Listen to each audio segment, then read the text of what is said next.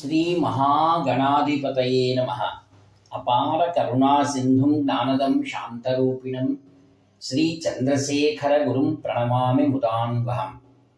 దేవుని స్వరము ప్రథమ భాగము ప్రవచించిన వారు శ్రీ కాంచి కామకోటి పరమాచార్యులు శ్రీ శ్రీ శ్రీ చంద్రశేఖరేంద్ర సరస్వతి మహాస్వాముల వారు. విషయము మానవ జన్మ కూడా అవసరమే. ఆచార్య శంకరాచార్య సంతు మే జన్మ జన్మని అని ఒక సూక్తి.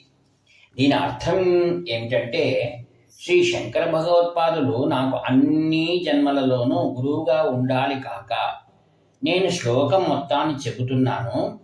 శాస్త్రం శారీరమిమాంసాద్యేవస్తు పరమేశ్వరః ఆచార్య శంకరాచార్య సంతు మే జన్మ జన్మని.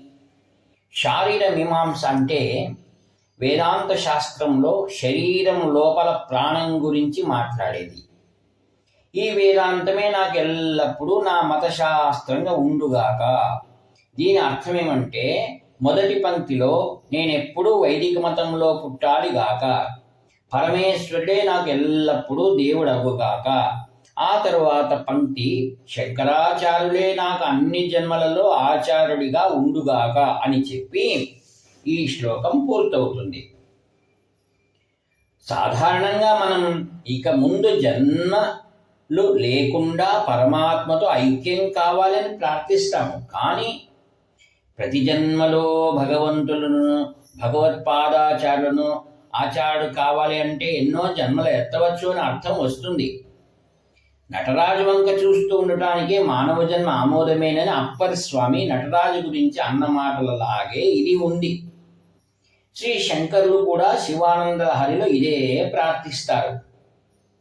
నరత్వం దేవత్వం నగవన మృగత్వం మశకత పశుత్వం కీటత్వం భవతు విహగత్వాది జననం సదా త్వత్పాదాబ్జస్మరణ పరమానందలహరీ విహారాసక్తం చేదృదయమిహ కిం తేన వపుషా.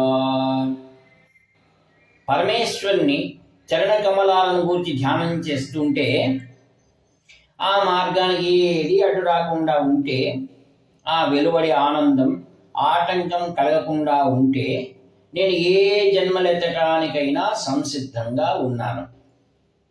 మానవునిగా, దేవతగా, రాయిగా, చెట్టుగా, పశువుగా, దోమగా, ఎద్దుగా, కీటకంగా, పక్షిగా ఏ జన్మలు ఎత్తినా ఈశ్వర భావం హృదయంలో పెడితే ఇక బాధ ఏమిటి? ఈ దేశంలో ఆచార్యుడు అంటే శ్రీ శంకరాచార్యులు అని అర్థం. ఈ ఒక్క మాటతో ఆయన మహత్తు తెలుస్తుంది. భీష్మాచార్యుడు, ద్రోణాచార్యుడు, వ్యాసాచార్యుడు, సాయణాచార్యుడు అని పలువురు ఆచార్యులు ఉన్నప్పటికీ కేవలం ఆచార్యుడు అని ఏ పేరు పెట్టకపోతే అది శంకర భగవత్పాదులేనని జనులకు అర్థమవుతుంది. ఆచార్యుడు అంటే ఇతరులకు శాస్త్రాలను వివరించి వారు స్థిరంగా నిలిచే విధంగా చూసి తాను స్వయంగా ఆచారాలను పాటిస్తూ ఇతరులకు ఒక ఉదాహరణంగా నిలిచేవాడని నిర్వచనం. శ్రీ శంకర భగవత్పాదులు అద్వైతాన్ని పరమోన్నత సత్యంగా ఉద్ఘోషించారు. అంతా ఒకటే, ఏ తేడాలు లేవు అంటూ మనం కూడా బోలెడు వేదాంతాన్ని మాట్లాడేస్తూ ఉంటాము. కానీ వ్యవహారంలో మనకు ఆ ఏకైక తత్వపు జ్ఞానంలోని లవలేశమైనా తెలిసిరాదు. కానీ ఆచార్యుడు అట్లా జీవించాడు. ఏ కార్యాలలో అయినా ఆయన ప్రవృత్తుడై ఉండనీగాక నిష్క్రియుడై బ్రహ్మలోనే నిలిచాడు. ఆ పరమానందం వల్లే విజయమైన పరాజయమైన ఆయన ప్రభావితుడు కాకుండా లోకానికి ఎంతో గొప్ప మేలు చేశాడు. జ్ఞానాన్ని, భక్తి మార్గాన్ని కూడా ప్రతిష్ఠించాడు.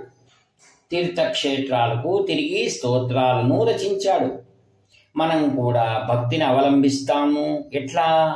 మన కష్టం కలిగినప్పుడు ఆ కష్టం నుండి బయటపడడానికి పెద్ద పెద్ద పూజలను, పరిహారాలను చేస్తాము.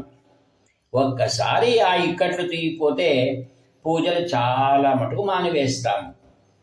మన కష్టం తగ్గకపోతే దేవుడినే తిట్టేస్తాము. మనం నిజమైన జ్ఞానాన్ని, భక్తిని పొందే మార్గం ఏమిటి? ప్రశ్న. దీనికి వెన్నుదన్నుగా ఆచార్యుడు కర్మానుష్ఠానాలను నిత్యం పాటించమని నిబంధనను చేశాడు. దాన్ని విడిచిపెట్టేస్తే మనం అవలంబించే జ్ఞానం, భక్తి మనకు పనికిరావు. ప్రతివారు ప్రవర్తనా నియమాలను బట్టి తనకు తగిన కర్మలను ఆచరిస్తే చిత్తం నిర్మలమై క్రమశిక్షణలోనికి వచ్చి అప్పుడు జ్ఞానము, భక్తి పనిచేయడం ప్రారంభిస్తాయి. అద్వైత జ్ఞానాన్ని, సగుణుడు అయిన ఈశ్వరుని ఆరాధనను బోధించడంతో పాటు ఆచార్యుడు పాటించవలసిన వైదిక విధులను కూడా విధించి ఒక సన్యాసికి వర్తించే ధర్మాలను తాను పూర్తిగా పాటించాడు కనుక ఆచార లక్షణాలన్నింటినీ కలిగి ఉన్నాడు. ఆ లక్షణాలన్నీ ఆయనకు యథాతథంగా వర్తించాయి. ఆచార్యుడు అని అనగానే ఆదిశంకరులేనని మనం ఎట్లా అర్థం చేసుకుంటామో అట్లాగే వేదాంతం అనగానే విదేశాల వారు అద్వైతం అని అర్థం చేసుకుంటారు. ద్వైతం, విశిష్టాద్వైతం, శైవ సిద్ధాంతం మొదలైనవి కూడా వేదాంతమే అయినట్టి ఉపనిషత్తుల ఆధారంగానే ప్రవృత్తమైనప్పటికీ ఆచార్యుల అద్వైతానికి మాత్రమే ఈ మహత్వం ఉన్నది. వేదాంత సింహం గర్జించుగాక అని వివేకానందుడు అమెరికాలో, యూరోప్ దేశాలలో అద్వైతాన్ని బోధించింది మొదలు మన ఆచార్యుల మతం అంతటా స్వీకారాన్ని పొందింది. కానీ ఇదేమి కొత్త మతం కాదని, ఉపనిషత్తుల సత్యాన్ని తాను ప్రతిష్ఠించారని ఆచార్యులు వివరించారు.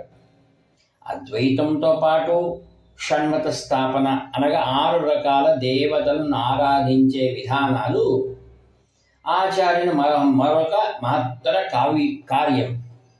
దేవతల మధ్యలో ఏ విభేదాలు లేకుండా ఈశ్వరుడు, జగన్మాత, మహావిష్ణువు, విఘ్నేశ్వరుడు, సుబ్రహ్మణ్యుడు, సూర్యుడు వీరందరి ఆరాధనను ఒక పద్ధతిగా ఏర్పాటు చేసి ఆయన షణ్మతాచార్యుడు అయినాడు. ఆయన మాత్రమే సాధించిన మహత్కార్యం మరొకటి ఉన్నది.